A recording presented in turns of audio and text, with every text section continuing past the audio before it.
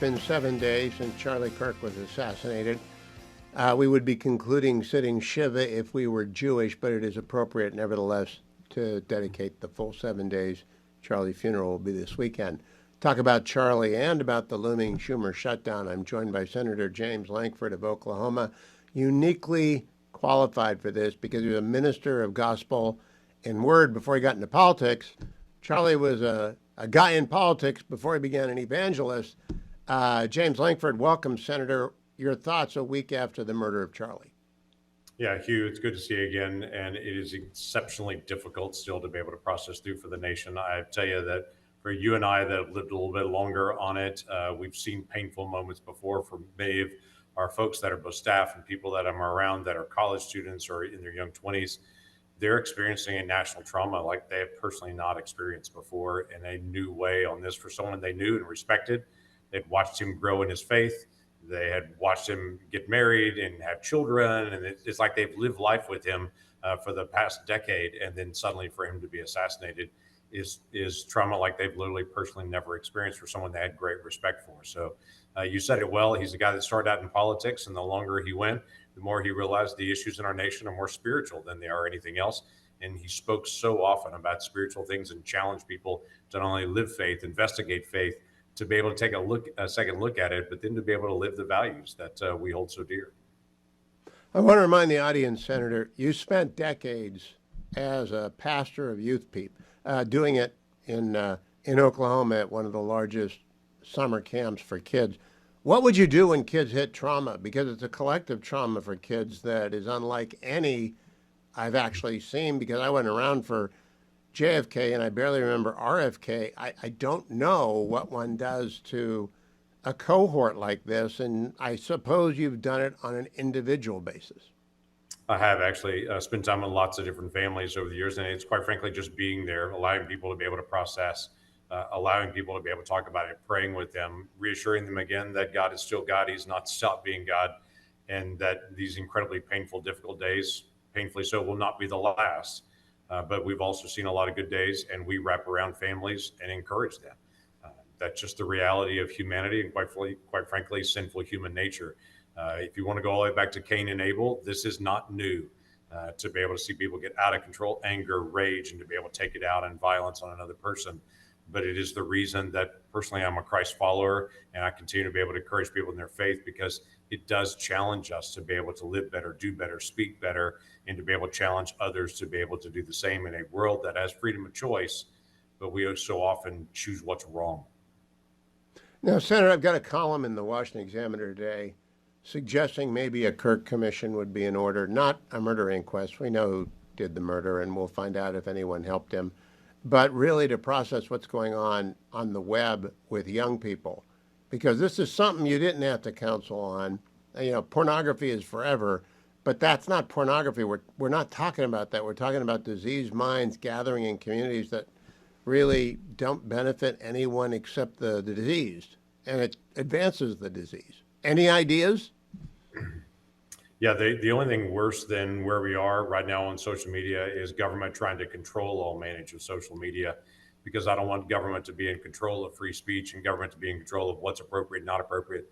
But saying that, we do have an awful lot of folks that are running down the rabbit hole, and social media sees it, knows about it, and facilitates a deeper dive into these crazy rabbit hole, anger, violent places on the web. And that becomes promoted. If you ever look at it once, you're going to get it twice. If you look at it twice, you're going to get it 10 more times, 20 more times, and then eventually it does become your reality. I would assume some smart journalist at some point is going to ask some hard questions and say, how did this kid who grew up in a conservative family leave and go to Utah State, drop out, head into this dark abyss of all the places that he ended up with on the web, and end up with a transgender roommate and a whole different lifestyle and relationships? What happened in that short 4 or 5 year period to be able to make that change? And how did it go this deep into a very far place from how he actually grew up as well? So I assume those questions are going to be asked. They should come out, and they should lead to a broader national conversation about what does this mean, and how do we hold social media accountable for places that they push people and hold people just for the sake of their advertisers. Yeah, and it is a First Amendment protected space. Justice Barrett and I It talked is. about that on Monday of this week. It's not a place for legislation. It is a place for study along the line of Jonathan Haidt and others about how to guide children away from it, warn them about it. I mean, for goodness sake, cigarette packs come with warnings on them. One would think that the internet would as well. Hugh, I would Senator, tell while you, I have you, go ahead. that's right. In Oklahoma, all of our schools ban cell phones during the day. We have bell to bell, no cell. And it's the first year we've had that. It's now been there for a month. And every parent, teacher, and student that I've talked to has all said this has been remarkable, the difference on campus this year versus last year when kids aren't being fed all this stuff all day long. They're actually head up, conversation, different attitude, different things that are going on in the lunchroom. Said it's just been remarkable the change just by not having a cell phone in front of them all day in school. So there is something to be learned by saying, how do we give more space, especially for vulnerable young people? And then after school, there are things that parents need to learn as well. Yeah. Bell to bell, no cell is a great place to start. Senator, you're deeply involved in negotiations with Senator Schumer, or I should say frustrations with Senator Schumer. Appears that we've got a Schumer shutdown coming. Anything to avert this train wreck? He wants to close the government. I don't know why. Why does he want to close the government?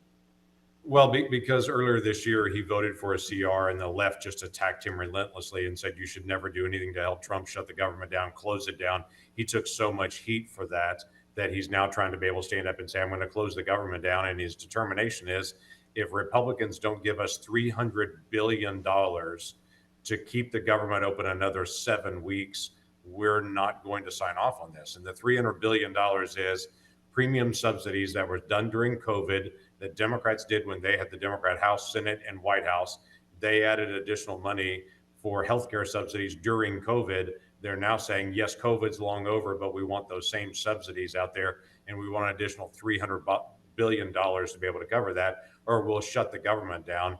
Even though this continuing resolution is just keep the current spending we're at, keep it there for 7 weeks while we continue to negotiate the 12 bills and to be able to get them done. It's just not rational.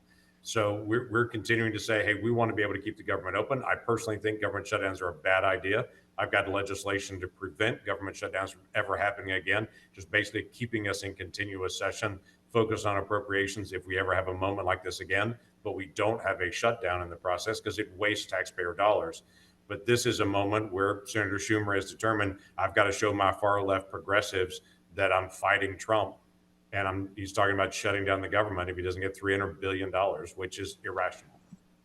You know, if reforms are needed on Obamacare, and they are, can't they be done in the regular legislative order during the appropriations process and actually sit down and have a conversation about how to fix the nightmare that is Obamacare rather than throwing money at the problem? You bet it can. What he's looking for is no reforms, no changes, just more money. We have a situation now where we've got folks that are in poverty. The way they did this in 2021, when it was Democrats had all parts, they added a new piece saying those that are 150% of poverty or less pay zero premium.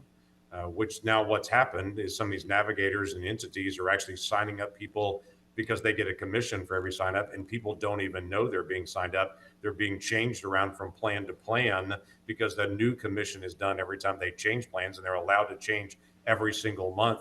So this has been a huge win for all of those different brokers that are out there in the commissions, but we're now paying literally billions of dollars to people to get insurance that literally don't even know they have insurance coverage at all. So it is a huge fraud problem that's sitting out there. We're glad to be able to talk about what are we going to do on folks that are in poverty, just like we did with Medicaid. How do we encourage work incentives? How do we help people in that bracket to be able to make sure they're rising out of poverty and get health care? But we're not interested in facilitating fraud and just throwing money at something that we all know has major problems. Well, if the leader does not, Democratic leader Schumer does not move, the government will shutter except for essential employees. We'll do that better than Democrats do that. How long will that last? We have a minute, Senator.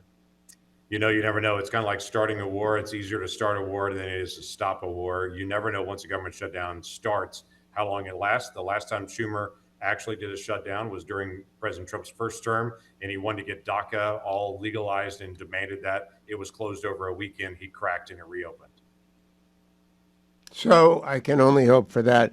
Senator, safe travels if you are among the delegation heading to Charlie's funeral. I'm amazed by how many members of Senate and House knew Charlie, and it's a testament to him. Thank you for joining me today to share your thoughts about Charlie. I'll be right back, America. We'll post the Senator Langford video over at my YouTube, Hugh Hewitt. Whether you're watching on the Salem News Channel, listening on the Salem Radio Network, or any of our great affiliates, welcome. Breaking news, Federal Reserve announced that they were dropping the prime interest rate by 1/4 point. The new Trump member advocated for a 1/2 point cut, but Chairman Powell indicated in remarks that more cuts were on the way, probably another 2 months and another 2 months after that. I'll give you a market report on how the market reacts next hour after markets close. Earlier today, I listened to the new podcast by Eli Lake, frequent guest on this program on Fridays, superb historian, just journalist. And his new podcast is entitled Defying the Assassin's Veto, Grace in a Time of Violence. I was blown away by it. It's really one of the best podcasts I've ever heard. So I sent Eli a note and I said, Eli, can I take the opening and play it for my audience? He said, of course, go right ahead. So here's the opening of Breaking History by Eli Lake, Defying the Assassin's Veto, Grace in a Time of Violence. It's been a week since Charlie Kirk was silenced with a sniper rifle. I choose that word, silenced, because the victim was murdered as he engaged in public argument, literally debating all comers at Utah Valley University under a banner that said, "Prove me wrong." Here is the man himself. When people stop talking, really bad stuff starts. When marriages stop talking, divorce happens. When church starts happening, they fall apart. When civilization stops talking, civil war ensues. When you stop having a human connection with someone you disagree with, it becomes a lot easier to want to commit violence against that group. Whether it be the great genocide, the horrible genocide of the last 100 years, people stop talking with each other because they lose their humanity. What we as a culture have to get back to is being able to have reasonable disagreement where violence is not an option. That clip is haunting today because so many of us have stopped talking to the other tribe. Charlie is right. The mutual enmity of our republic threatens to unravel it. We are supposed to settle our differences through ballots, not bullets, through speech, not violence. But recently, the assassin has had his say. There are multiple cycles of violence in this country, political violence, and what I focus on is left-wing violence in particular. This is National Review editor Noah Rothman. I do put the current cycle of left-wing political violence in this country beginning roughly in about 1999 with the anti-WTO riots in Seattle. And in that sense, you see threads that go back to the left-leaning violence in this country in the 1960s, 70s, and early 80s, in the 1910s and 1920s. Every 50 years, there seems to be an explosion of violence like this, most of which adheres to an ideological current. Shots were fired this morning into a group of Republicans playing baseball, and 5 were taken to area hospitals. You could argue the current wave of political violence began on June 14th, 2017, when James Hodgkinson, a Bernie Sanders supporter and MSNBC viewer, shot up a Republican congressional baseball practice in Alexandria, Virginia, grievously wounding Representative Steve Scalise. Violent clashes broke out in Charlottesville as thousands of white nationalists took to the streets. Then there was the Unite the Right rally in the summer of 2017, when white supremacists marched with tiki torches on demonstrators in Charlottesville, Virginia, and one crazed loser killed counter-protester Heather Heyer when he ran his car into a scrum of human bodies. The attack apparently came out of nowhere. Senator Rand Paul was reportedly on his riding mower trimming his lawn when he was assaulted. Later that year, Senator Rand Paul's ribs were broken after he was assaulted by his neighbor in Kentucky. Minneapolis in flames. The police station was evacuated after crowds forcibly entered the building and set it ablaze. There were, of course, the riots after the police killing of George Floyd in 2020. Vengeance is ours, saith the mob. And they're still saying, days after MAGA mania rampaged through an American sanctuary.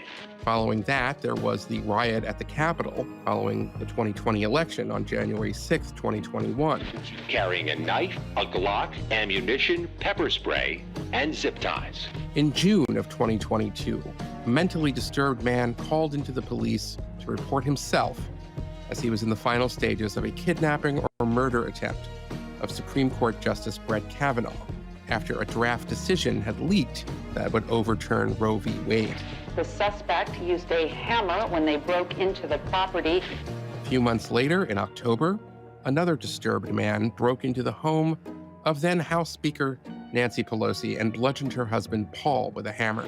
A disturbing pattern of communication failures and negligence led to this moment in Butler, Pennsylvania. Take a look at what happened. 2024 saw 2 assassination attempts on Donald Trump. The first on July 13th in Butler, Pennsylvania, where a sniper barely missed the future and former president raising his ear at a rally. We were able to locate a witness that came to us and said, hey, I saw the guy running out of the bushes. He jumped into a black Nissan, and I took a picture of the vehicle and the tag, which was great. The second, 2 months later, on September 14th, when a man with a rifle was arrested waiting in the bushes at one of Trump's golf courses in Florida. At this very moment, there is a manhunt for the person who shot and killed the CEO of a leading health insurer. On December 4th, 2024, Luigi Mangione shot United Healthcare CEO Brian Thompson in the back as he was leaving his hotel in Midtown Manhattan.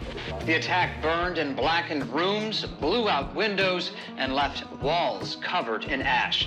On April 13th this year, a man enraged by the war in Gaza threw a Molotov cocktail into the governor's mansion in Pennsylvania. Most of the mansion burned after the attack, and the attack occurred only hours after the Jewish governor, Josh Shapiro, had hosted a Seder with his family and friends. The suspect who got away was reportedly dressed as a police officer, complete with badge, vest, and a taser. On July 14th of this year, a man dressed as a police officer killed 2 Democratic state legislators in Minnesota. Authorities say they found a hit list inside the suspect's vehicle, which included dozens of Democratic Minnesota lawmakers. He was found with a list of other prominent Democrats in the state after he was arrested. Notice that these are the crimes of individuals. We are not in Lebanon in the late 1970s and 1980s when political parties are engaged in tit-for-tat killings. This is disorganized violence. And as menacing as Antifa and other groups are, it's a stretch to compare them to the domestic terrorists of the 1970s, like the Weather Underground, the Symbionese Liberation Army. Nonetheless, there is a temptation for some political leaders to excuse the inexcusable. As Senator Elizabeth Warren I'm not going to did play the here. whole thing. It's 45 minutes long. And I just wanted to encourage you. I posted it on my X account. Eli gave me permission. It's mostly about Shirley Chisholm and George Wallace and how the first black candidate and woman to seek the Democratic nomination in 1972 went to visit noted segregationist George Wallace after Arthur Bremer gunned him down at a rally in 1972, and how those two acts of grace, the reconciliation that they achieved, changed George Wallace's entire life. I can't recommend it highly enough because the arc of violence only ends when people do as Shirley Chisholm did, forgive and extend grace. It's a great episode. I listened to the whole thing. It's available at iTunes. I posted the link at my X account. I would encourage you to listen to it all as you prepare to watch Charlie's funeral this weekend. One of my great sponsors, Americans for a Balanced Budget. Their website is stophealthcosthikes.com, and their pollster is John McLaughlin of McLaughlin Associates. He joins me now. John, good to see you. If we want to get tax credits extended, I don't think Leader Schumer's plan is very good. What do you think? No, I don't think he wants to give the Republicans what they want. And the tax credits that we found in our June survey that we did for Americans for a Balanced Budget, where they have support across the board, 86-8. They support the marketplace where working people can get tax credits for buying their own health insurance, because these working Americans, don't qualify for Medicaid. They don't they work, they have jobs, and their employers don't provide it. Some of them are working 2, 3 jobs part-time, but in the marketplace they can get tax credits to help them with health insurance costs that they get on their own. And it's across the board. Republicans support it 84-9, Democrats support it 89-4, independents 83-10, and Trump voters 82-10. So this is something that's very popular. So typically for the Democrats, they talk a good game about these types of reforms and these types of trying to help working people. But when it comes down to it, they really don't want to help the Republicans succeed, because, you know, they're looking at this and they're saying their partisan gains in the midterms means more to them, even at the expense of hurting people. So, you know, John, I've been telling people for months now, Obamacare screwed so many millions of Americans. The tax credits for people pushed into the exchanges who are working would be a big benefit, but it can only be gotten to through regular order with Democratic support. Why don't they favor this? I mean, a shutdown is stupid. They're not going to get $800 billion in giveaways, which is what they're asking for.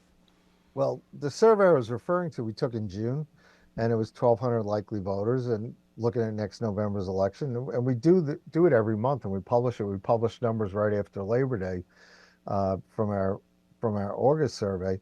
And the generic ballot was 47 Republican for Congress, 45 Democrat. So you're going to have a close midterm election. And Chuck Schumer, by the way, he's a 27 favorable, 44 unfavorable. So for him, he wants to try to win back the Senate. He wants to try to have the Democrats take over the House.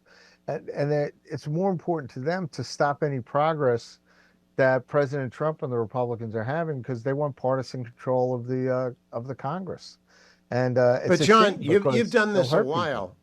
People. Yeah, you've done this. Have you ever seen a leader with less acuity for politics than Chuck Schumer? He may be the worst leader of my lifetime, and that's saying a lot, because both Republicans and Democrats have had some Harry Byrd at the end, or Robert Byrd at the end wasn't so great.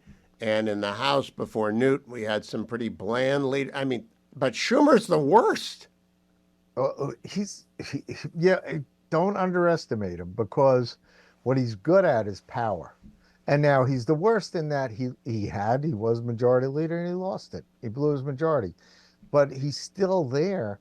And think of what he's going through right now in terms of, in his home state of New York, if there was a Democrat primary for his seat right now, he would lose by 20 points to Alexandria Ocasio-Cortez. AOC would beat him by 20 points.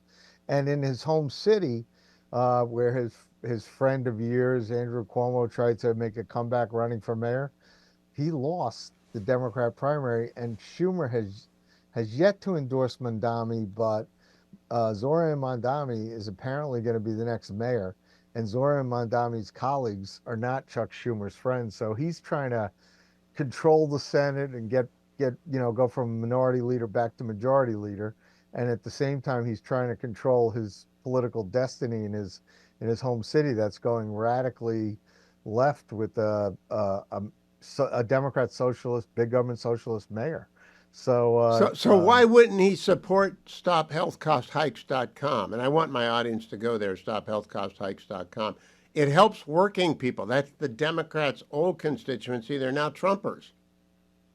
And by the way, you are right. He should, and his voters should, but they won't, because they want the Republicans and Donald Trump to fail. And anything they can do to hurt Donald Trump and the Republicans, even if it's at the expense of the country, they will do. And in their echo chamber on CNN and MSNBC, they don't report this the way you do. But it's going to hurt. Well, I appreciate your helping us. I help you. Americans for a Balanced Budget, smart to use John McLaughlin. Better even to have a great website, StopHealthCostHikes.com. Go there and get in the game of regular order and fixing Obamacare, as John just laid out. Wildly popular Democrats don't want to do it. Mary Catherine Ham is the host of the Normally podcast, the Getting Hammered podcast, and Fox News contributor. Mary Catherine, I told Senator Lankford earlier that if we were Jewish and Charlie was Jewish, we would be sitting Shiva and it would be over today. But it's going to go on through the weekend until Charlie is buried. I hate to ask you, but I want this audience to hear. Can you tell us about your relationship with Charlie and how you knew him? Yeah, I didn't know him well. We weren't close, but we had worked together with Turning Points in the past, notably very Charlie style. Despite sometimes us having disagreements about Trump or policy, he would have me as a voice at those gatherings, particularly for the one for young women, and I very much appreciated that. We certainly, and I don't mean to note this for any reason other than to say, like, we had our disagreements, which is natural because in a political movement you have those. And I think it's been sort of and I hesitate to say it this way, but it's been sort of like a gift of this week to get more exposure to Charlie Kirk's debating, because I think I had I think a little bit unfairly shorthanded him in my head in the past years as viral destroyed so-and-so in a clip guy.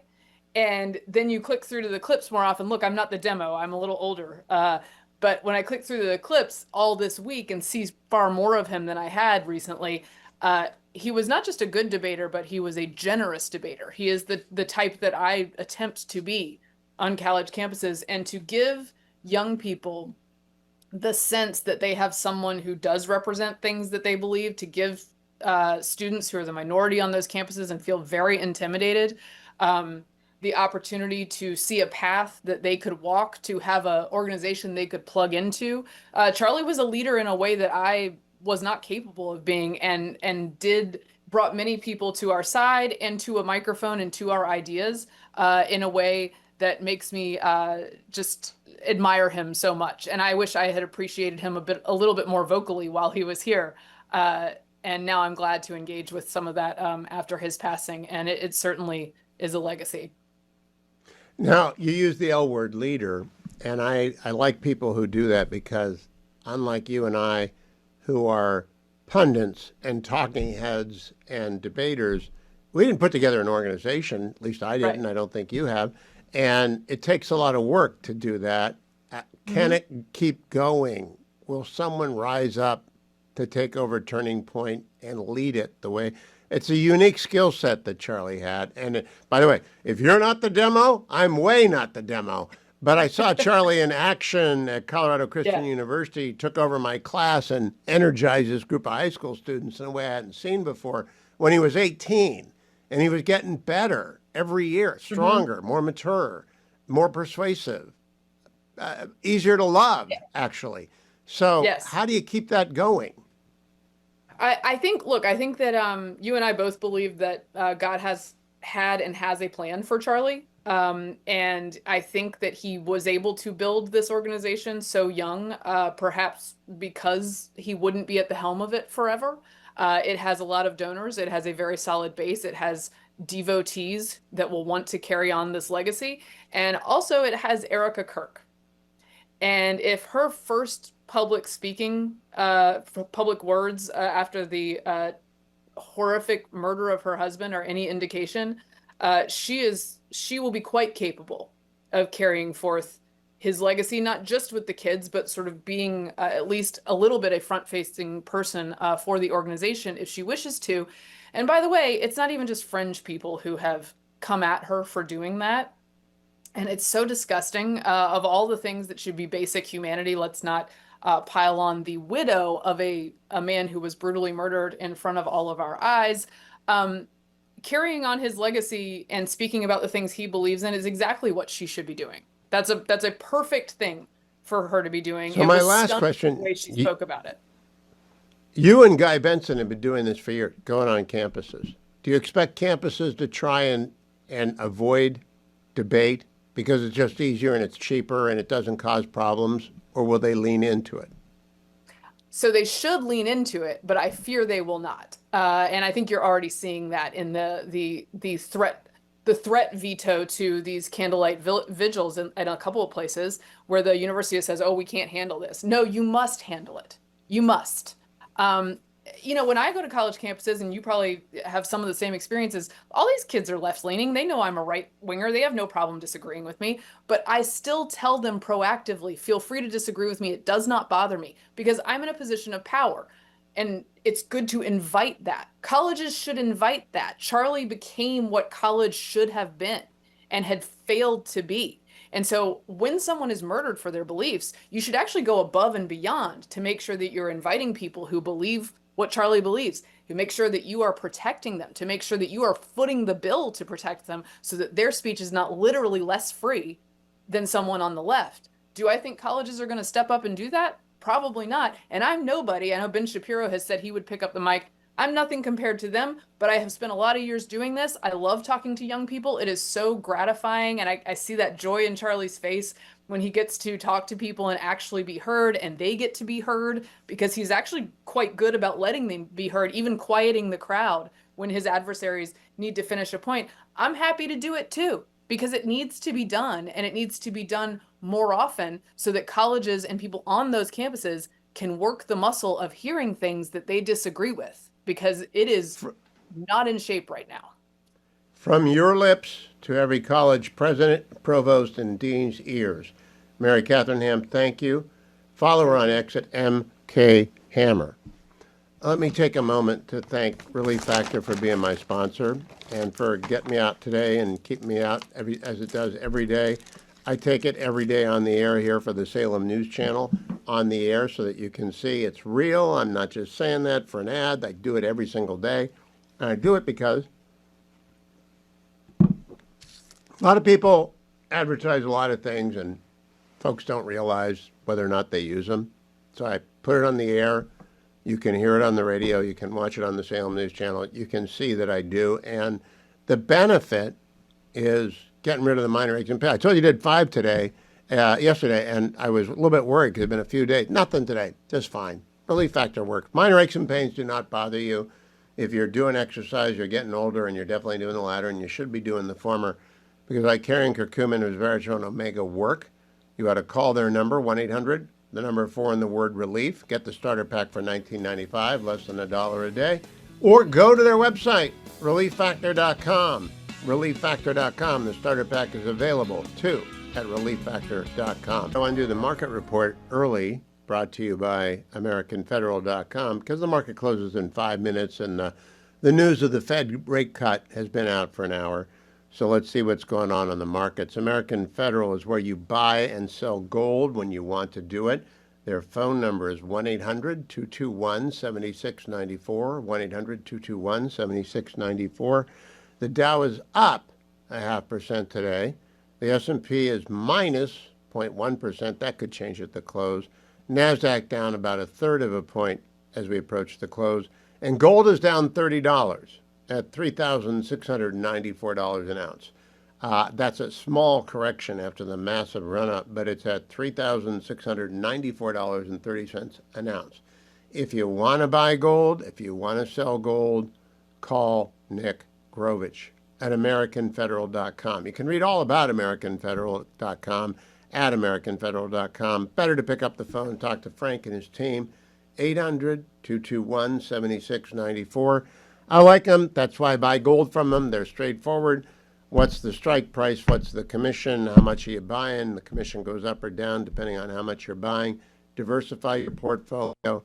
Make sure you aren't overpaying, but do diversify your portfolio.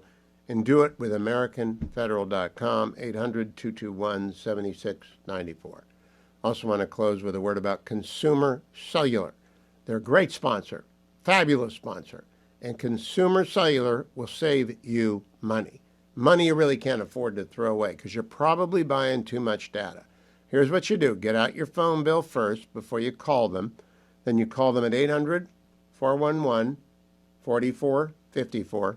800-411-4454. 800-411-4454. Tell them what you're paying for cell. Now, you can keep your number, you can keep your device, you can change it up, keep all your contacts. Don't have to worry about any of that. That's easy enough to do. You don't have to sacrifice service for savings. You get great quality service across the United States of America. Use my code, HUGH25. You'll save $5 extra a month for the first 5 months on each 5 invoices. But the key point here is, if you're over 50 especially, they have a special deal for you. 2 lines of unlimited data for $60 a month. 2 lines for $60 a month. But what they really want you to know is that you might not need unlimited data. I mean, you might need 5 gigs, you might need 10 gigs. They'll walk through it with you to save you the most amount of money, get you the great service, and save you so much money. And in addition, whether you call or go online to consumercellular.com/Hugh, consumercellular.com/Hugh, or you call 800-411-4454, 800-411-4454, they will save you money. And you'll save an extra $25, $5 a month for 5 months on your invoice. And they will walk you through it. How much data are you using? Get your phone bill first, and then call them, and don't delay. Don't burn your money every single month. Get great cell service, get the best cell service available, and save money with consumercellular.com/Hugh. Whether you're watching on the Salem News Channel, listening on Salem Radio, or any of our great radio affiliates across the United States, I want to pay particular attention right now because I have a special guest, Curtis Martin. Curtis is the founder of Focus Catholic, which is a great and growing organization on campuses across the United States. And I reached out to my friend Archbishop Chaput to connect me up with Curtis after the murder of Charlie, because I thought there would be a lot of kids on campus who really didn't know whom to ask or what to ask. And I knew Focus was on a lot of them, and Curtis made himself available in a hurry. Curtis, welcome. Can you begin by telling us about Focus Catholic, and then we'll go to the aftermath of Charlie's murder? Sure. Great to be with you, Hugh, and everybody that's listening, watching. That's a blessing to be with you. Focus places recent college graduates on campuses and in parishes to do the work of disciple making and leading Bible studies, helping young people and people of all ages to come to know Jesus Christ and to follow him, not only as disciples, but as disciples who could make disciples. And so we've been working on about 250 campuses so far up to date, about a couple dozen parishes, about 1,200 full-time staff. And I believe that we've been watching in the last 2 years, we've seen a 90% increase in the students involved in our program. I think we're riding the same kind of wave of grace that Charlie has been riding, of this young generation in particular, ready to hear the gospel of Jesus Christ in a way that maybe we're not expecting. And it's really extraordinary to see them.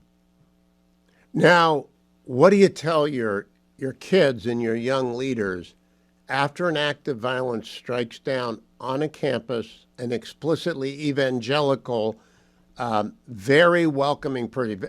I'm Catholic. Charlie is very welcoming to Catholics. He's also probably the best voice for Marian devotion of among evangelicals that I've ever met, or at least explainer thereof. What do you tell your leadership and your students after that if they're afraid? Well, and they are afraid, but they're also heroic. And heroism doesn't mean you don't have fear. It means that you're willing to do the right thing even though you're afraid. And so as I've been working now with hundreds of staff and dealing with all sorts of people, I'm down with a gathering of our leaders right now and people that have questions.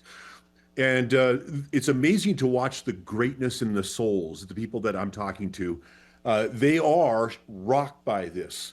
But I was to sit back and say, Christianity hasn't gone well. Our founder didn't do well. They crucified him. All of his apostles were murdered in some way.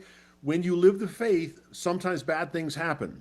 And we have to be willing to do that, to love Christ more than we love our own life.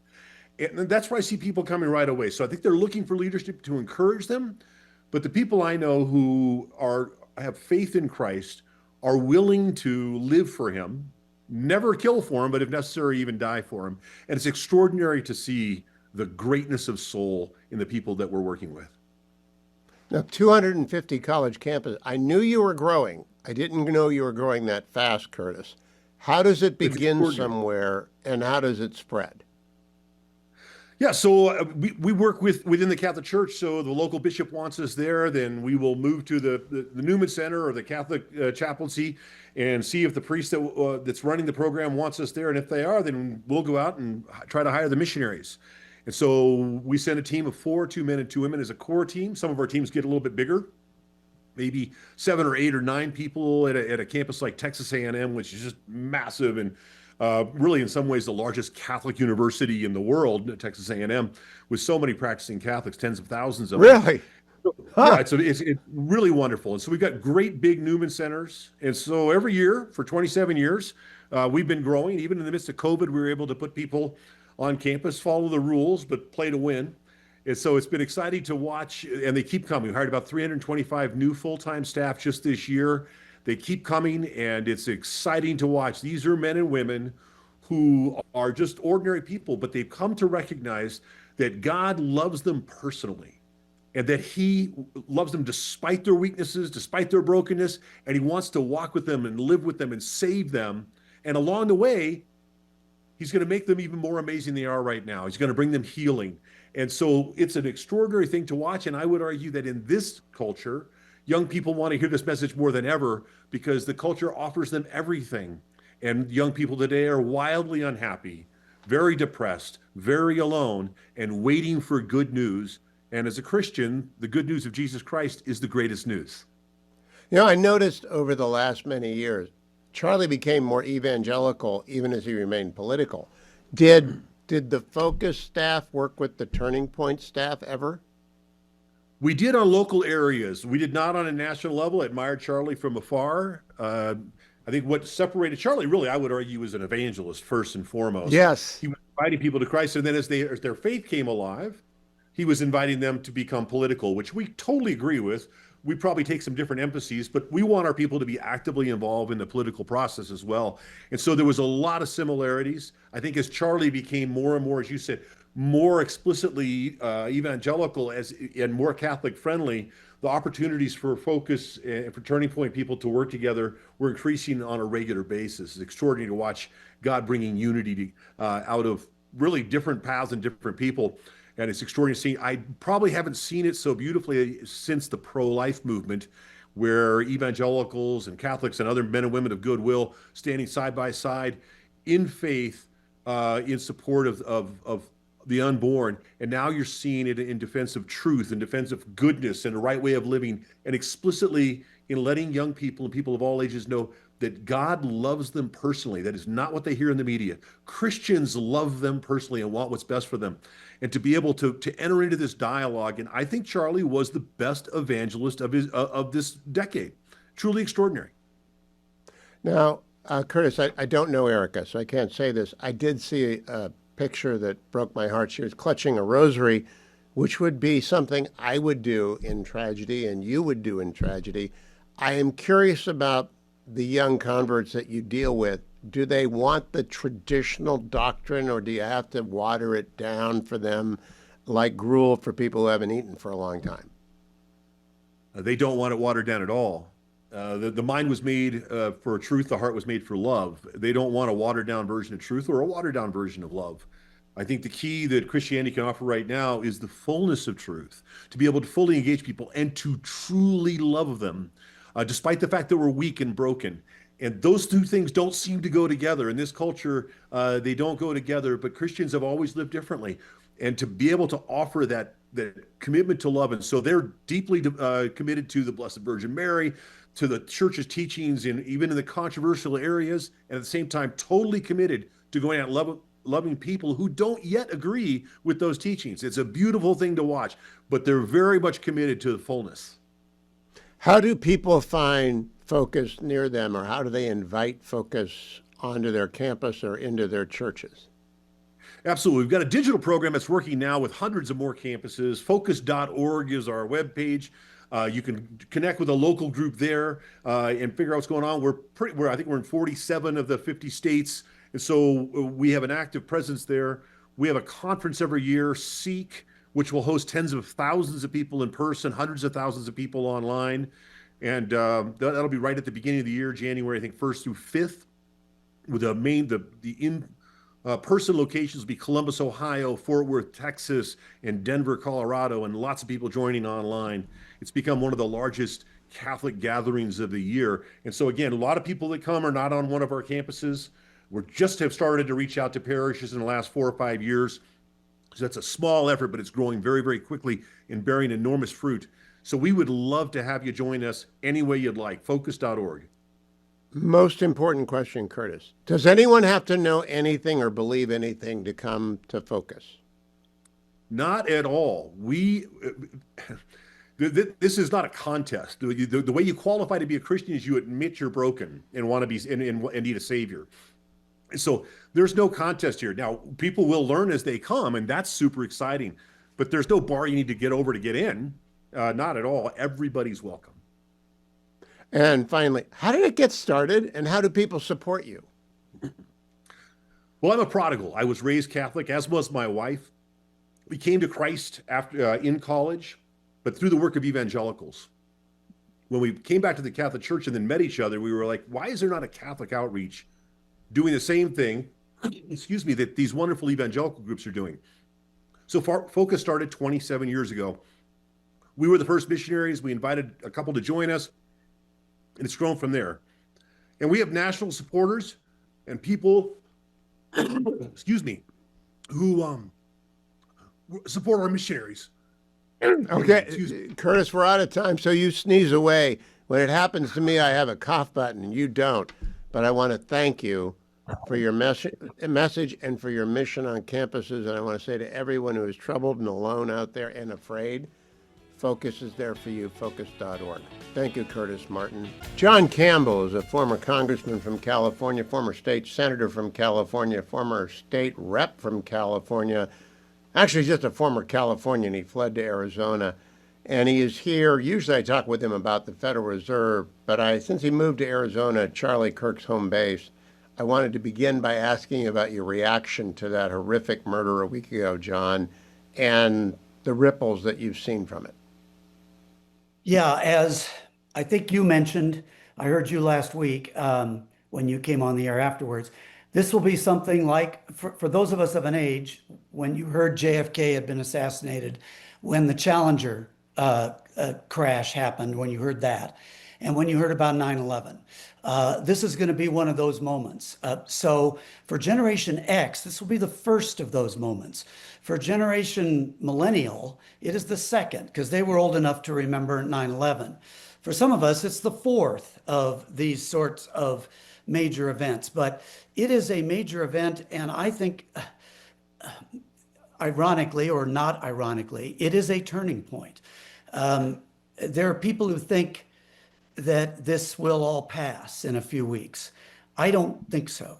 The press, the leftist press wants it to pass. I was impacted tremendously. I didn't sleep for 2 nights. I mean, I couldn't sleep. I was so rocked and so devastated by what had happened that somebody like this, I mean, you know, I had death threats when I was in Congress. I had like 5 over 14 years or something in full-time elected office. People have them. I bet now they're getting 5 an hour. I mean, it's got to be more. But, you know, he was such a, yes, he was fiercely defending his own opinions, but he did it so respectfully. And he was such a man of deep faith. And you just think if they were going to go kill somebody, there are other people they'd probably choose first, but not him, of all people. No matter how much you disagreed with him, because of his style, because of his demeanor, because of his faith, because of his respectfulness of other opinions with which he vehemently disagreed. But so I was rocked by it, but I think it truly is a turning point. I think that, and here in Phoenix, where obviously he lived for almost all of his life, and where Turning Point is located, the impact has been even greater. But people are determined to carry on his legacy, to carry on his teaching, to bring forward, to take that turning point and make it a real, not just the name of an organization, but a real moment in time when we as a society turn away from all these destructive behaviors of the left. All this, and they like to accuse us of hate. They're the ones that have all of that. And I think I was criticized somewhat on X for saying that I think we've entered a cold civil war, where people aren't going to be shooting at each other. You know, there's not going to have Texas isn't going to invade California. California's not going to invade Texas. Nothing like that. But these people, I don't think you can compromise with them. I think we tried. I think one side has to win and one side has to lose. The debate, the argument of what the future of America is going to look like. Is it going to be a Judeo-Christian, Western values, respecting the Constitution, seeing the family as the center of society? Is it going to be that kind of future going forward, or is it going to be one that is destructive with the transgender ideology, with Islamic radicals, with letting prisoners out on the street? And why are they doing all that? They're doing all that to take down Judeo-Christian society. They don't like it. They want it to go away. And to take down Western society and to take down basically everything this country was founded on. We're in a battle now. We are truly, I believe, in a battle, and it's a battle we have to win. It's, John, I want to ask you, because I had the same reaction, still having the same reaction, and we're old men. Why do you think you were so upset? And I never met Charlie Kirk, by the way. So I listened to Glenn Beck this morning, who took over Charlie's seat on Salem Radio Network. And those first 15 minutes, he could hardly talk. He was so broken up to sit, and it's actually going to break me up now, to sit in the seat that Charlie Kirk was in.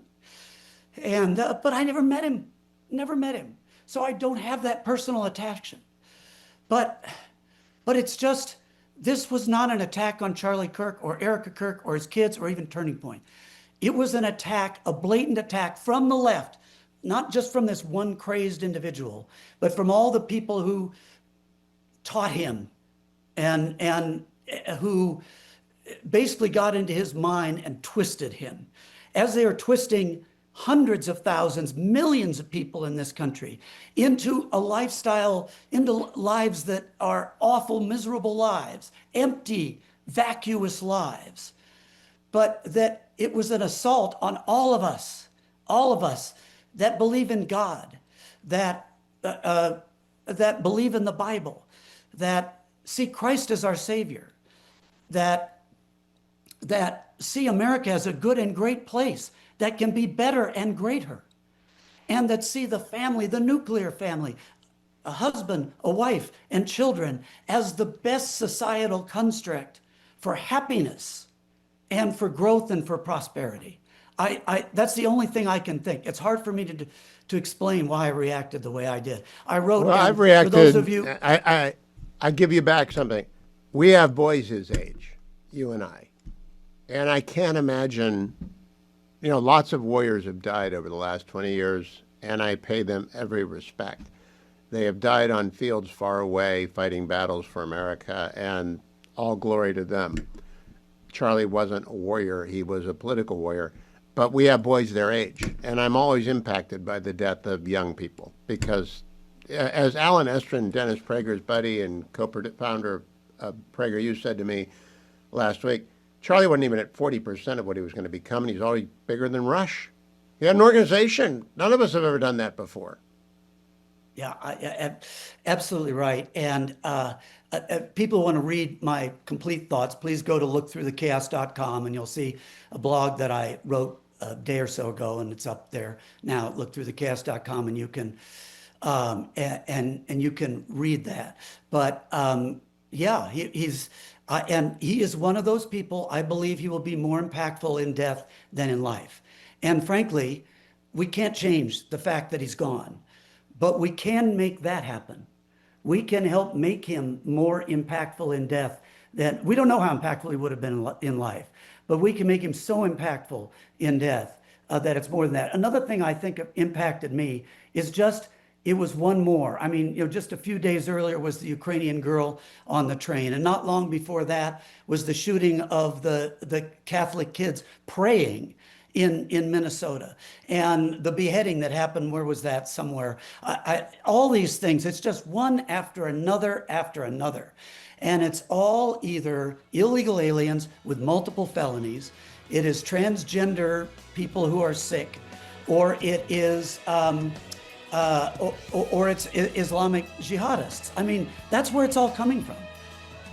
John Campbell, you have been eloquent in a way that you usually are, but even more so, and I appreciate you joining me. Follow him at lookthroughthechaos.com and on X at JBT Campbell. My column tomorrow for Fox News is about Charlie. I couldn't write about him until today, and he wasn't that close to me. He's a colleague and with whom I was friendly and to whom we would give each other advice and debate issues, and for whom I had enormous respect and from whom I took great joy in watching him grow from an 18-year-old when I first met him to this magnificent force, generous, good man that he is. And I wrote today, we need a Kirk commission to find out what's happening to youth of America. We know who killed Charlie, but we don't know about this cesspool that's poisoning people, like John Campbell just said. And tomorrow I am using my Fox News column to write at length about our relationship. And I'll be on Hannity tonight, I think. Don't know what the subject will be, probably Charlie. I will leave it at that for the time being. I want to give you some good news if you've been waiting to buy a home. The Fed finally cut interest rates today, 1/4 point. Said they'll be doing more cutting down the road. Market will figure out overnight. 10 years down to 4.08, lowest it's been in a year. And it's too late, but it's better than never. And houses just got cheaper to buy. And if you want to buy a house, call andrewandtodd.com. They are with Sierra Pacific Mortgage. They've been sponsors on this show forever, and they've got home loans for thousands of my listeners, including me and Dwayne. You know why? Because they're really great guys. Two terrific Christian men. 888-888-1172, and they are lenders. Sierra Pacific Mortgage is a bank. They represent the bank. They walk you every step of the way through the home purchasing process. They do so with infinite patience. They do so with a smile. They do so aware that it's a big deal for people to buy a house or refinance a house. It's especially a big deal if you're a senior citizen and you just decide, I need a reverse mortgage. I get money out of my house and I don't want to make another mortgage payment ever. I know I have to pay my property taxes. I know I have to pay homeowners fees, but I don't want another mortgage payment, but I want to get equity out of my house. Expert at that. No pressure, no upselling. They will also not let you buy more house than you can afford. They're counselors, really. They're financial counselors. The great thing about andrewandtodd.com, I must have done 20 mortgages with them over my life, because whenever interest rates fell over the long period of Trump 1, I just refinanced mortgages. With Andrew and Todd, they keep all the details about you in their office, and they bring it up, and they say, well, let's update this and this. Boom, bang, done. See you later. And he's my friend. Andrew's my very dear friend. I'm in a Bible study with him. I left it when I moved to the East Coast, but now I'm allowed to join by Zoom. He's just a good man. So is Todd. 888-888-1172. Thousands of you have trusted me on this. Trust me again on this. 888-888-1172. Trust me as well about the American Legislative Exchange Council. ALEC. You can find out about them at alec.org/Hugh. I want you to go to the /Hugh part of alec.org/Hugh, because they're going to sign you up, if you want it, for the State of the State's weekly newsletter. If you are like me, a constitutionalist, if you believe in the Republic, you believe in federalism, and if you believe in federalism, you believe in what are they doing in different states that works? What are they doing in states that don't work? What's going on in Texas that's so good? Why is everyone moving to Tennessee, for goodness sakes? What's so great about North Carolina? Well, the ALEC will tell you. And if you go to richstatespoorstates.com, they'll send you the book for free. The book that just ranks the 50 states. Guess who's at the bottom? California and New York. Guess who's at the top? Utah and Florida. I mean, it moves around. They discriminate against Ohio because Jonathan Williams is the CEO and chief economist there, and he's from Michigan, so they always discriminate against Ohio. But I adjust for that, just for the lie of the green. But seriously, it's wonderful. I leave it in our guest room because I want people to see it, study it, understand that ALEC is a great asset to the country. And if you're a state legislator, Republican, Democrat, socialist, anarchist, Ayn Randian libertarian, no matter who you are, ALEC serves you up the red meat of policy with a smile. They'll tell you what works, they'll tell you what doesn't. And you only find out when you become an ALEC subscribe. It's free, alec.org/Hugh. It's free. richstatespoorstates.com. It's free. They just want a smart, educated citizenry. They bring all these state legislators together. They start working groups. They are an amazing group.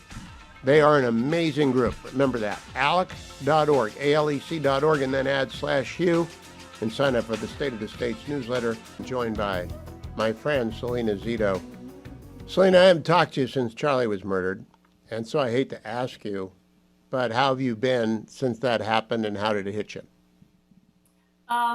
So I think we've talked about this a lot when we're talking about the book Butler, and that I never cried. And I never could figure out why. And other than I had a job to do and I continued doing it. And I cried last week, and I cried Wednesday, I cried Thursday. In fact, I've cried every day since it's happened. It just really, really gutted me. I've known that kid since he was 18 years old. A really bold and brassy kid that was going to change the world, and he did. And I, when you read Butler, you see all of these young people. I kept reporting this throughout the campaign last year. I'm like, y'all aren't paying attention. There are a lot of young people out here, young women, young men. They're excited, they're happy, they feel purposeful. And a lot of that came from Charlie. And so, he had a very direct impact on this younger generation. And if you read the piece I wrote today, they aren't going to shrink. They are going to be bold and purposeful and in carrying forward what he inspired them to be part of. I had the founder of Focus, which is the Catholic equivalent to a lot of evangelical organizations on campus, and they've had a bulge, a blip of enthusiasm, but there's also fear, Selena. Yeah. Have you talked to anyone who's afraid? No, not at all. I've talked to people who are disappointed. I went to Mass on Sunday, little country church in Westmoreland County, Pennsylvania. You couldn't get in the back door. I went to a revival. I hope people read my story right now. That I have. Where is it? It's if you can just go to my Twitter feed, Zito Selena. It's right up there. I went to a revival in the heart of the city of Pittsburgh, right in the Hill District, a historical Black neighborhood. There's a church there that's called Sanctuary. There were busloads of kids going on Sunday, just busloads. And they were feeling bold and purposeful. And they talked about continuing on in being bold in their faith and being, just like your photo, and being bold in their faith. Now, not all of them shared Charlie's political views, but what happened to him brought a lot of them over. And it is a sea change. Like yesterday, I was at my little grandson's flag football practice, right? These are a little bit older people, right? These are mid-30 people that are there, moms right there. The way they were talking about how much this impacted, one woman had taken they just went off to and rented a cabin in a state park. Like they had to get away from it. They needed to get, as someone said, get back in touch with nature. And Selena, and these are motivated and impacted. After the president was shot, the day after, he called you a half dozen times or more. Yeah. Have you talked to him since Charlie was murdered? Yeah, we've only texted. This is what I would say to you about how this has impacted him. The thing that really impacted President Trump was not necessarily that he was shot at, but it was that Corey Compatore died. He died going to have a day with his family, spend the whole day there, eat French fries covered in cheese, right? Like dressed in red, white, and blue. It was a family event. It was a community event. and he died just because he came to see President Trump. It's the same thing about Charlie. This is just a straight line from Trump to Charlie, in that Charlie's work it helped the conservative populist movement, right? It was very helpful for it last year, and it continued to be so in enlightening young people. And so Trump, I think, looks at it the same way. This was someone who was celebrating what they've achieved, and he died. So what happened? Did you opine in your article, which I will read? Just go to Selena, go to Zito Selena on X. Zito Selena on X. Everything Selena writes is also at her website, but go to the X feed to find this article. Did you write about what happens next? Do you have any guesses? I'm still working on that. I have seen a surge of people, moms, women, buying guns, and being very bold and not backing down in their beliefs. The thing I really bothered me, was some of these young people said to me, you know, when I was growing up, Mr. Rogers told my generation, go to the helpers, the teachers, the nurses, the doctors, the counselors. And I'm seeing those helpers are the ones that are saying, not all of them, obviously, but they're the ones that are saying the most hateful, spiteful things. They don't, not all of them. Again, I don't want to put everyone in that basket. No, but there is a sickness in our country. There's a deep sickness in our country.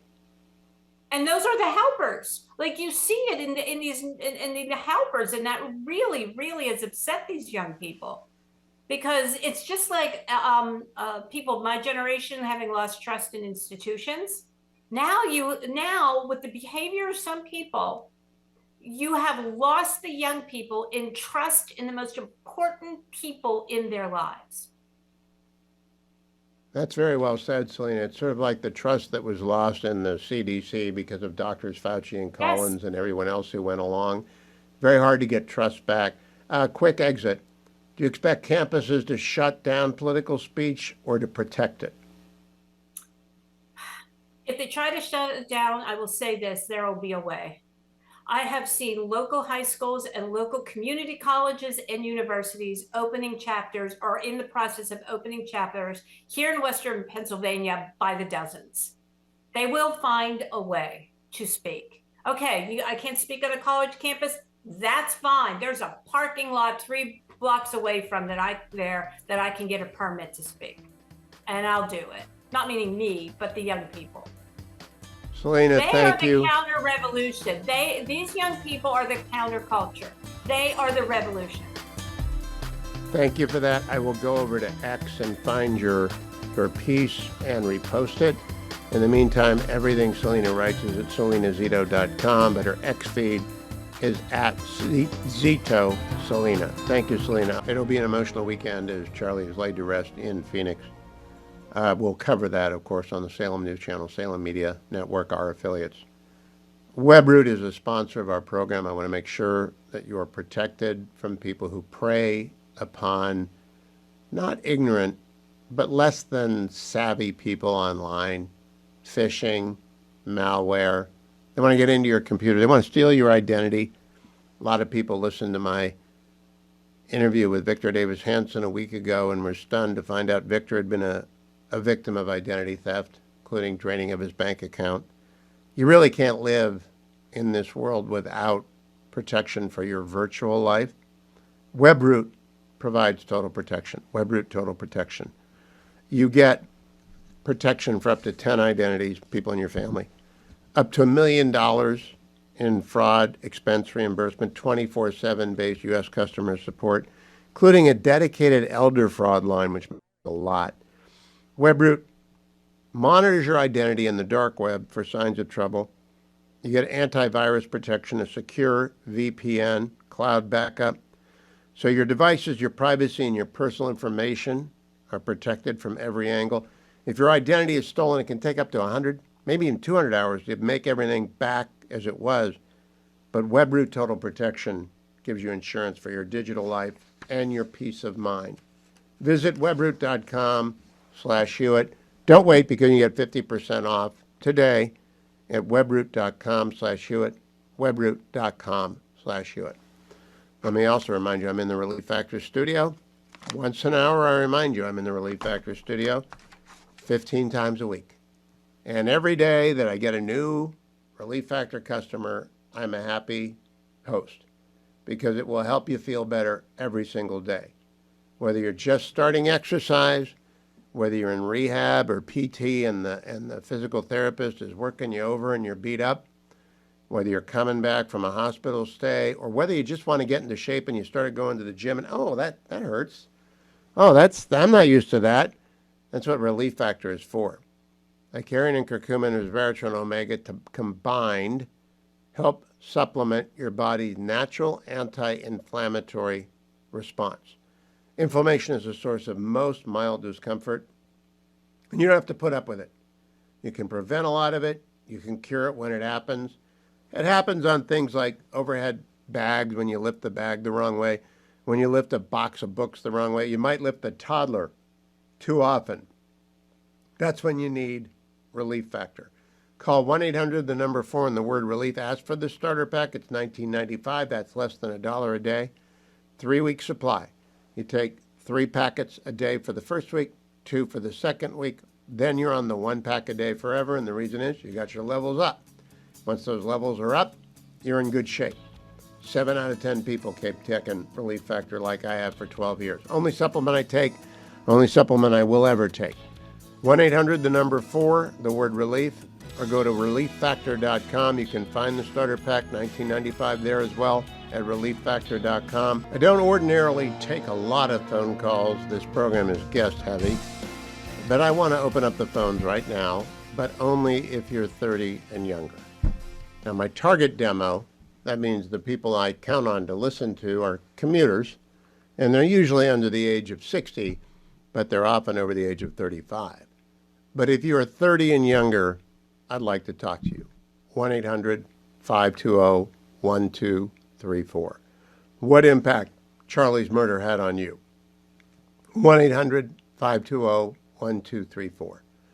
And that's 1-800-520-1234. You'll be talked to by Harley or Dwayne. They'll screen the call. If you never called a talk show before, that's fine. We're not rough on people. We don't beat you up. If you're a seminar caller, we dump you. In the meantime, let me give you the news from Gaza. Actually, let me start with the news from Syria. The leader of Syria, Shara, says a security pact talk with Israel could yield results in coming days. So on one of Israel's border, quiet might be coming. In Lebanon, quiet has come.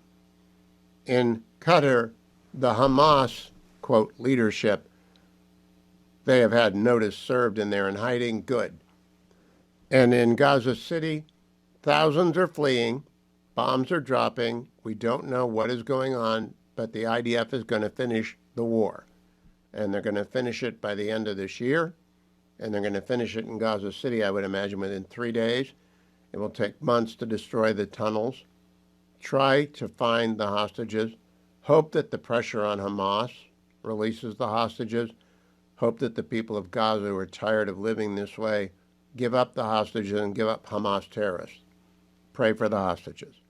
But there's not much hard news coming out of Gaza, nor will there be. It's the front line of a war zone. For those of you who don't understand, Gaza and Tel Aviv, Gaza City and Tel Aviv are 44 miles apart. All right, you drive 44 miles in a day. They hear the bombs dropping in Tel Aviv. So the war is very close. They're very aware. It's much closer to Gaza. I mean, Jerusalem's even closer to Gaza. They hear the bombs every day. They know the war is going on. They want it to be over. All Hamas has to do is turn over the hostages, turn over the remains of the dead, and leave. And peace could come to Gaza. Let me start with Brandy in Louisville, Kentucky. Hi, Brandy. Hi, Hugh. Thank you so much for taking my call. I listen to you all the time. What an honor. Thank you. I'm a firm believer that, everything happens for a reason. With Charlie's passing, I am curious, do you think that God was using him as a martyr so that we can, improve our numbers in the church, rile up the young crowd so they become firmer Christian believers to get ready for the fight with the radical Islamic that's taken hold on, some of these states and moving throughout the country? Well, I don't presume to know God's plan.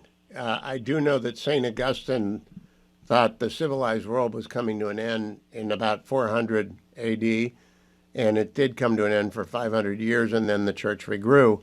So I don't presume to know God's timing or that. I do know that what I see, a whole bunch of young people in church.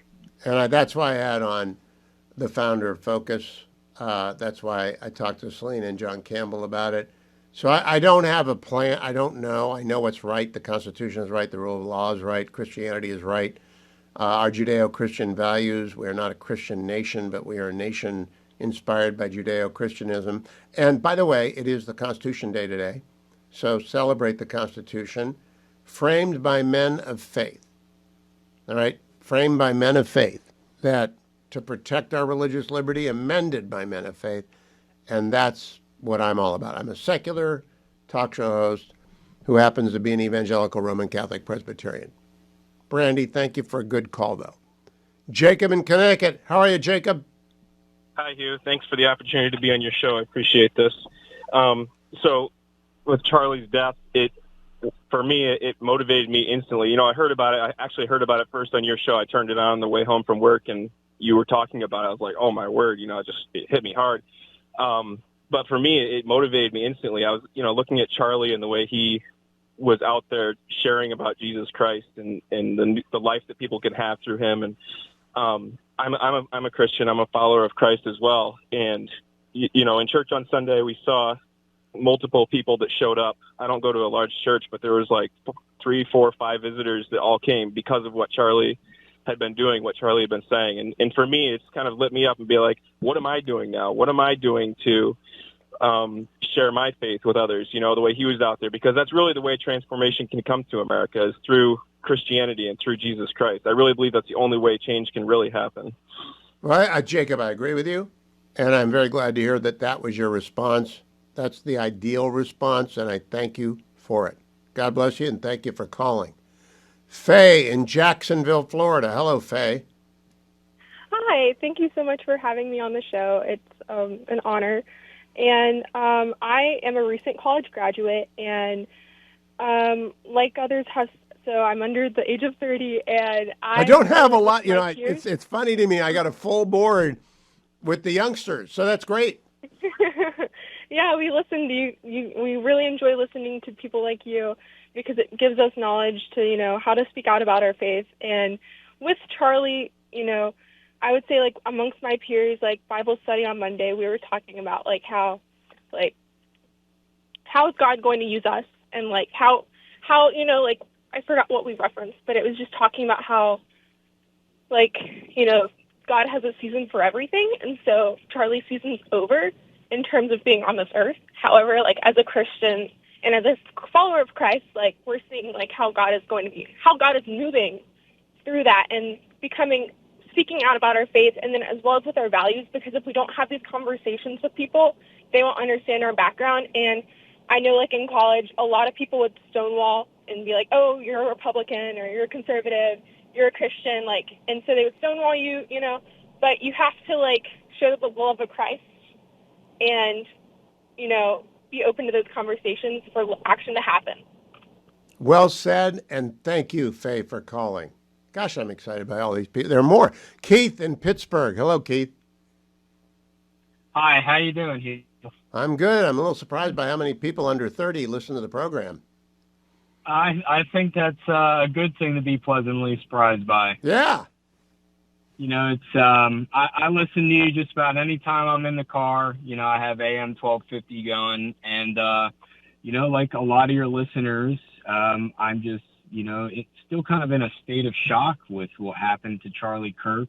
And, you talk about kind of what the optimal response would be. And, it's just been a lot of emotions, but I've been leaning into my faith, you know, and I look at the life that Charlie lived, and you know, I first discovered him last summer. I listened to him a lot, and I really was just you know, amazed at how he engages with people and is willing to have a conversation. And you know, none of us are perfect, and there was times that Charlie wasn't, but he really strove to embody, you know, the values and the ideals of Christianity. And you know, just looking at the example that our Lord and Savior Jesus Christ set, just of, you know, he engaged in conversation, and Christ was, you know, killed for many reasons, and it was very, you know, quite the plot, you know, for us believers, you know, as we read it, and it's like, wow, like truth really is stranger than fiction. But at the end of the day, you know, Jesus was killed for what he was saying, for being unapologetically, you know, zealous about the fact that he was God. And, you know, just, I think as, you know, as a country, we need to continue to have role models and leaders that embody and espouse. Well, you be that, you know, Keith. You be that role model. And thank you for the call. I really appreciate it. I got time for one more youngster, Mason in Hawaii. Hello, Mason. You got about a minute. Oh, hello. I'm Mason. I'm in the car with my grandfather. Thank you for... What? And I'm 12 years old. Oh, well, good. Hello, Grandpa, and hello, Mason. Hello. I watched Charlie's videos on YouTube. I thought they were really cool and made me feel comfortable as a Christian and Republican. And it's really heartbreaking to see how he got assassinated by that guy, because he had a family and he had 2 daughters. Kind of made me really sad. Well, keep watching his videos. Stay close to your Bible and take care of your grandfather, because he'll need it. He's older, my age. But Mason, thank you for having the courage to call. I think you may be my youngest, most articulate caller ever. I'll always be looking for Mason from Hawaii when I open up the lines. And thank your grandfather for allowing you to call. Charles C.W. Cook is a senior writer at National Review. He's the host of the Charles C.W. Cook podcast, also a frequent contributor to the Editor's Podcast at National Review. Charles, I wanted to talk to you as a dad. After the murder of Charlie by a young man radicalized on the web, does it change your view of how you teach your children about the internet? Well, it certainly reinforces it. I have long thought that aside from anything else, you want to keep your children off the internet when they're children because you want them to enjoy their childhood. Having unfettered access to all of that filth is not a great thing. I have a 7-year-old and a 9-year-old. So, yeah, it reinforced that sense. I also do think that this is a problem we have to grapple with as a country. I don't want pat responses or quick government action, but you can now live in a small little bubble of your own making, perhaps filled with extremely weird and sometimes dangerous people, in a way that you just couldn't before 30 years ago at the earliest. And that is part of the story. I think it's a big part, Charles. John Podhoretz has said, and it's memorable, the internet has allowed communities to come together that ought never to have been allowed to come together, and they flourish down there. And young adults, especially young men, seem to vanish into these black holes of depravity. There's another way to put it. And we can't regulate it. The First Amendment is very strong. I talked about it with Justice Barrett this week. That's not the answer, but I also suggested a Kirk commission to get the Jonathan Haidts of the world more publicity. And, I mean, we put warnings on cigarette packages. Ought we not to put warnings, no cells from bell to bell at a minimum in every school? We certainly ought to think about it, and we certainly ought to teach our children better. And if you go back 30 years, I'm 40. I was early on the internet. My parents had it for their business, and I am a big fan of roller coasters. It's my little passion. And I could find out all this information about roller coasters, and in that regard, it was amazing. And the way that the internet was sold was, look, if you have someone who's into crocheting, it might have been difficult for them prior to the advent of the web to find other people that were into crocheting and share patterns. But now they can immediately, wherever the other person happens to be, find people who have the same interests. And that is true. That's a good side of the internet. What never occurred to me, and what never seems to have been included in those slogans, is if you find someone who is really weird, or someone who has terrible views, or someone who might be on the cusp of adopting terrible views, they can suddenly find the community of the 1,000 most dangerous people who are like them. And I do think we need to think as a society very carefully about how we deal with that, because, as you say, that is a big part of this story. Senator Schmidt has a new book out, and part of it is Biden versus Missouri, Missouri versus Biden. And the censorship enterprise that Team Biden ran, we don't want. It's unconstitutional. So I really don't know what to do. That's why I suggested a commission of smart people to talk about what to do. Because roller coaster enthusiasts, by the way, Justice Amy Coney Barrett spent the summer riding the roller coasters at Dollywood. She was my guest on Monday. Have you ever been on those, Charles? I went didn't know. to Dollywood. Did you? 2 weeks ago. Yeah. I took the kids. She said she was the good aunt and took all of her nieces on every roller coaster, even though she's not a roller coaster. Are they good roller coasters? They're fantastic. And you know, it sounds like my wife, who's not a roller coaster person, but went on all of them too for the kids.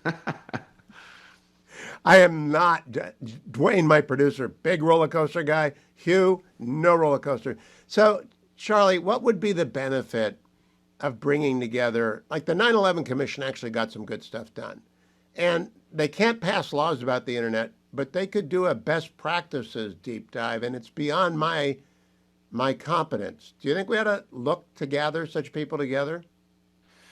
I do. I would say a good example in recent years of something that is constitutional but hadn't been put into practice yet is banning cell phones from schools, which is now a bipartisan idea. It's being adopted across the country at a lot of levels of pre-college education.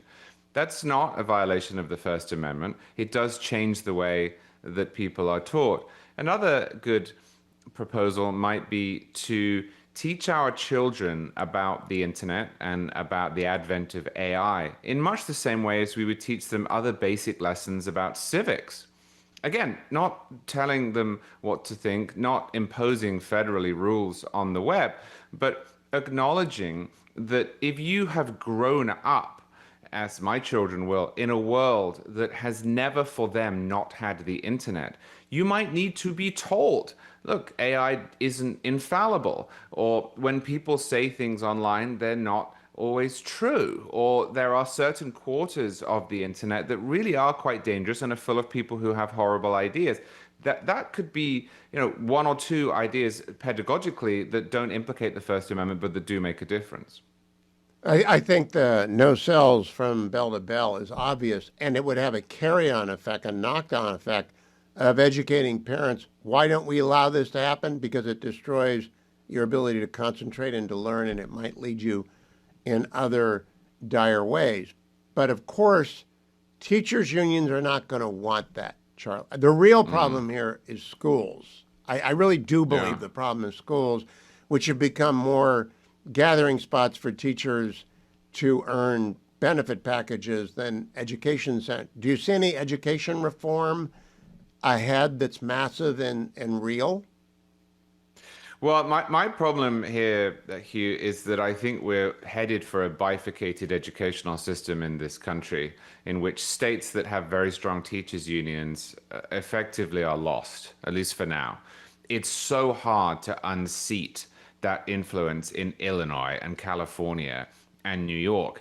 Whereas in Florida, where I live, the teachers' unions are much weaker. We have universal school choice, and you therefore have the ability to opt out or choose a school that is more to your liking. I saw today Randi Weingarten, who's one of the most malignant influences in American life, has a new book in which she suggests that anyone who doesn't like teachers' unions is a fascist. The word fascist is actually in the title of the book. So if you don't like, so if you don't like the means by which government employees in government schools unionize with the government's help, you're a fascist. It's astonishing. And it's very difficult to break that power. What do you make of using the spending power which could be done in the next reconciliation bill, no federal funds for any school district or state that does not have a robust school choice movement. I am in favor of that as a political matter. I don't quite know. I don't think anyone knows where the Supreme Court is on that question. On the one hand, you have South Dakota v. Dole. On the other hand, you have the NFIB case with Obamacare. The court's never quite laid out what you're allowed to do with conditions, but as a on the merits political matter, I think that would be a good idea. I think it is closer to Dole than it is to Obamacare because the coercion is not so significant. You could even make it like Dole, not a complete percentage of your highway tax, but 50% of your federal dollars. Charles C.W. Cook, I look forward to listening to your next podcast at Charles C.W. Cook and the editors. Thank you for joining me. Follow him on X at Charles C.W. Cook. Sarah Bedford is at the Washington Examiner. Sarah, there is a story in the Washington Reporter by Matt Foldy this afternoon that there is pressure on the Senate to stay in session to confirm Mike Waltz as ambassador to the UN before the General Assembly arrives. What's the latest on that? Are they staying there this weekend to do a second batch of nominees? I think it's unlikely that they stay there this weekend. There's a lot of, obviously, interest among, especially the Republican senators, in going to Arizona for Charlie Kirk's funeral.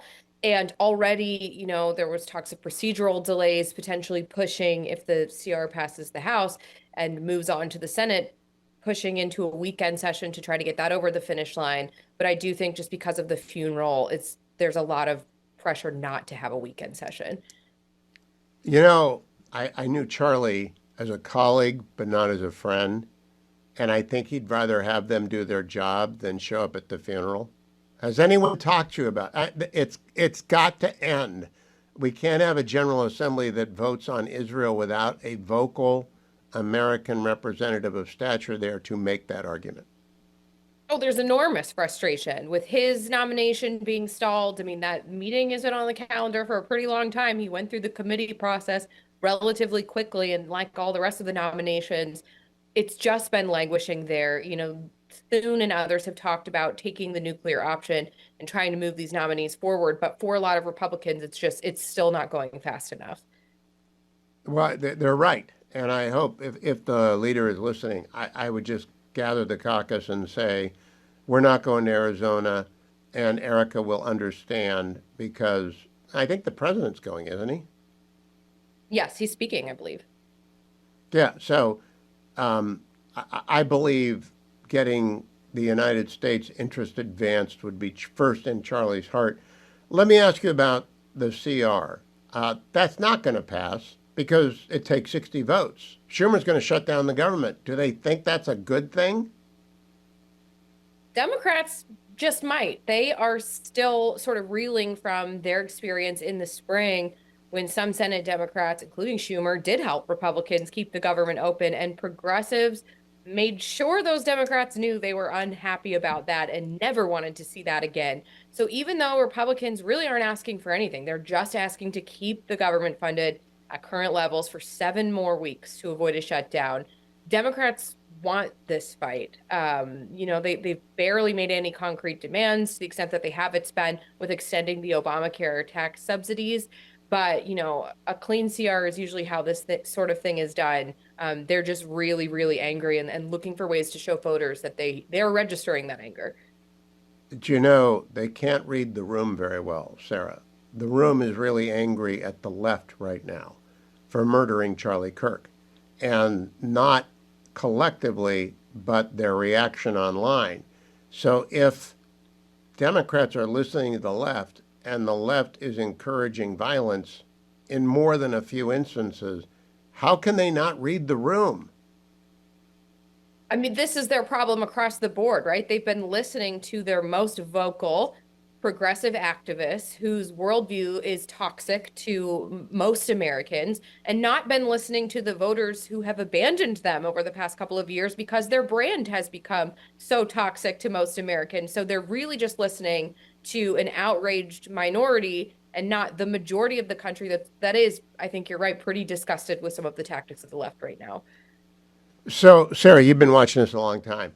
How does a toxic party get better by being more toxic. It certainly doesn't. After Republicans suffered a lot of defeats and were losing ground, popularly in 2012, Donald Trump came along and sort of remade the entire face of the party. It was almost totally unrecognizable, a lot of the stuff that the average Republican stood for after Trump came along. And it's hard to see how Democrats bounce back without a sort of total top to bottom makeover like the one that Trump gave the Republicans 10 years ago. If you were advising Las Vegas on the odds of a shutdown, what would be your odds? I don't know if you know anything about odds. I'm assuming you know something about odds. Is it 10 to 1, 100 to 1, 500 to 1 that the government's going to shut down? I think it's pretty high just because Democrats are spoiling for this fight, and any one of them that crosses the line to help Republicans keep the government open could be perceived as traitors. Although you do have those Democratic, battleground district members in the House who could help Republicans, but in the Senate, no Democrat wants to be the one that helps Republicans. They're going to give the House back to the Republican. I mean, it's just the dumbest thing I've ever seen. When Ted Cruz shuttered the government over Obamacare, it had a theme and an argument. There is no argument here. It's just shut down the government. Sarah C. Bedford, I will read everything that you write because you know when it's happening. I am befuddled. I will ask Byron York about it next. Byron York is with the Washington Examiner, senior political writer there, and a Fox News contributor. Byron, I would like to ask you, I just talked to Sarah Bedford about the Democrats are hell-bent on shuttering the government. In the aftermath of the murder of Charlie, this seems to me to be the stupidest thing in politics that I have seen in decades. What do you think? That's an interesting observation because the everyday fights that constitute so much of government, and that's what this is, do look particularly petty in comparison to a huge life and death event that we've just witnessed. So yeah, it does look stupid, but I think they're going to continue to do it, in part because government really does have deadlines. These are actual arguments. And Congress has to do something, whether the atmosphere is tragic or not. But here's my reasoning.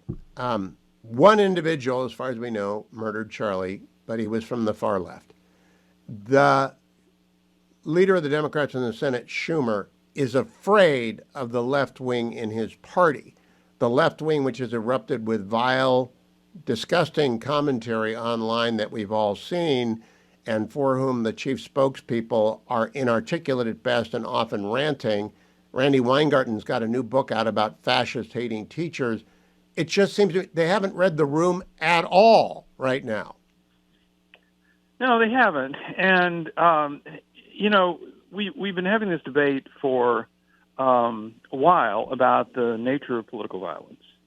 And the one thing we've seen has been just complete denial on the left that there was political violence coming from the left because they believe with all their heart that MAGA is a violent, extremist, authoritarian movement, and that January 6th typifies MAGA, and that's what it's about.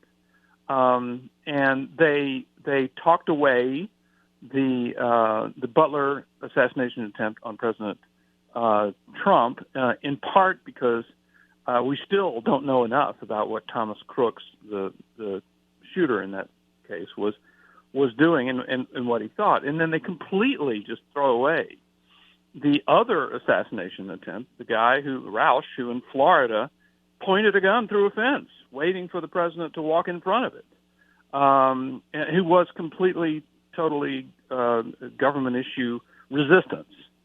So, and then now you have this assassination of Charlie Kirk for reasons that, if you read the charging documents, are very, very clear. This was, and you've got. I would recommend to you the Breaking History podcast by Eli Lake, because he does include January 6th and he does include other right-wing violence, but he walks through the shootings at Ascension Church, the shootings at the Christian school. It's disproportionately on the left. Facts are stubborn things. And I've had senator after senator say this week, This is not a problem on the right the way that is a problem on the left. And we know about January 6th. It was a riot. It was bad. It is not murder, and it wasn't murder. And therefore, I think they are really making. And I don't know if I want to stop them. The old saw is never stop your political opponent when they're destroying themselves. But shutting down the government right now seems to me to be self-destructive for Democrats. So I'm ambivalent about it. Byron, what do you think? As you say, facts are stubborn things, but beliefs can be even more stubborn things. True. I mean, if you watch some of these panels on CNN, in which are just complete denial of the motive, of the actual motive of Tyler Robinson, and then there's this kind of discussion of, maybe he was MAGA, or maybe he was a Groyper, or maybe he was a gamer. That was it. He was a gamer. No, actually he was in love. It's kind of a touching story. He was in love. I mean, they're just twisting themselves into pretzels to try to deny what is right in front of their face. By the way, in Tyler Robinson's own words. So beliefs can be even more stubborn than facts. I've had a lot of guests, Byron York, say that this is going to have, Charlie's assassination is going to have a lasting and deep impact on political life in America and on faith life in America. Do you agree with that? I always have to wait for a while on that because I just don't know. I'm not entirely clear. I mean, the thing that's been kind of interesting in a horrible way after his death was there are many of us who thought of him as kind of a more political leader as opposed to, say, a spiritual leader or even a cultural leader. Looked at what he did, for example, in getting out the vote in Arizona. I mean, the Trump campaign in 2024 kind of farmed out a lot of it to get out the vote to Turning Point Action. And there were Republican and other political experts who said, man, this is crazy because Charlie Kirk and his crew do not know anything about getting out the vote. Obviously, they were wrong. He was right. They won. So they looked at him as a political figure. But clearly, after his death, and after his death in such a violent and prominent way, and say this actually he was much more than that. He was leading a cultural movement that millions of young people felt they were part of. So I have to say, I'm still kind of getting my hands around how big this is.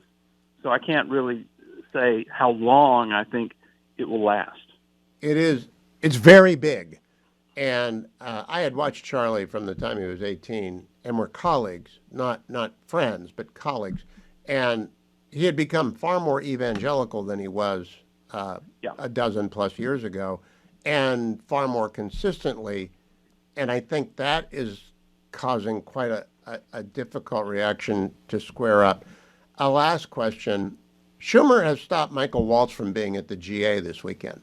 I'm just astonished by that, Byron. Do you think the Senate should stay there and do their work until they confirm? Waltz has come out of committee with bipartisan support twice now. I know. Of course they should. But the Senate. You remember, Schumer has been completely stung by not trying to shut down the government the time before when he agreed to the basis of what became the big beautiful bill to not stop it because he didn't have the votes to do it anyway.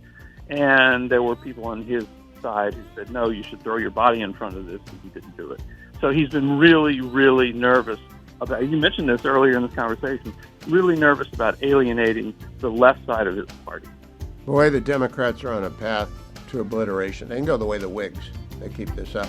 Byron York, always a pleasure. Follow him on X at Byron York. Read him in the Examiner. Watch him on Fox. Thank you, Byron. Thank you for watching on the Salem News Channel, listening on the Salem Radio Network, listening to our affiliates across the United States. I appreciate it so much. And thanks to all of you who have sent me messages in the week and the days since Charlie was murdered. I am not wounded the way that his friends and family are wounded. I am a colleague and friendly with Charlie. I'm stunned.